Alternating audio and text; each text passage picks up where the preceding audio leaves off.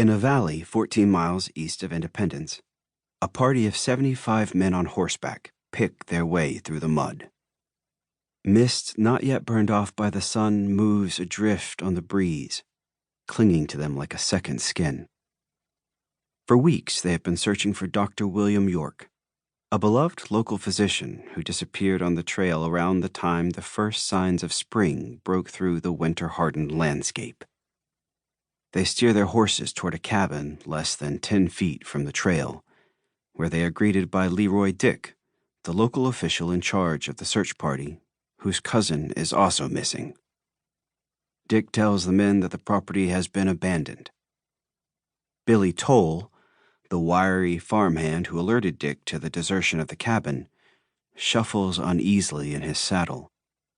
He looks to the stable, where 2 men are busy removing a dead calf to make space for their own animals. Beyond the stable is a small, well-kept orchard. The ground is clogged with weeks of relentlessly bad weather, and the scent of rain-soaked wood fills the air. Beneath it lies a second smell. Like the other members of the party who are veterans of the Civil War, Leroy Dick knows that it is the smell of death. The men split into groups, and the hunt for the source of the smell begins. Some head to the stable, others to the cabin. The cabin is a modest 1-story structure, 16 feet by 24 feet, and wholly unremarkable. Inside, a single room is divided by the canvas sheet from a wagon. Dick yanks the makeshift curtain aside and is engulfed in a cloud of filth. It settles to reveal a sparsely furnished living space inhabited by insects that retreat into crevices at the fall of heavy boots. The cabin has been empty for some time, but it is clear that the occupants left quickly, taking only the essentials needed for travel. Toward the back of the room, the scent of decay is stronger.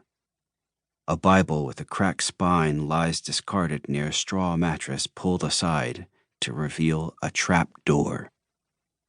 Grasping the leather strap nailed to the wood as a handle, Dick throws the door open, and the smell leaks into the cabin. It sticks in the throats of the search party. Beneath the men, a dark void opens. Silas Toll, Billy's older brother, volunteers to descend. He is a rancher and used to the smell of animal carcasses. But down in the cellar he struggles to breathe. The floor is a slab of sandstone, reddened by unnatural stains. When Silas crouches to investigate further, he finds that the soil surrounding the slab is damp. Hoisting himself from the pit, he tells the group that they will have to move the cabin to gain better access to the cellar, that there is definitely something buried beneath the slab. Pale-faced, the men vacate the building with expressions that send a murmur of disquiet through the others waiting outside. Dick gives the instruction for the cabin to be moved. Men tie ropes to horses and pulleys, dislodging the cabin from its foundation and exposing the rancid contents of the pit to daylight. Excavation of the site corrupts the spring afternoon with the smell of earth and sweat. As they dig, the men discard layers of clothing and wipe dirt across their brows. News of the events unfolding reaches local towns, and the afternoon brings with it curious spectators who arrive on foot and by wagon. Beneath the slab, the soil reeks of human decay, and the men take turns shoveling the dirt. There is still no sign of a body.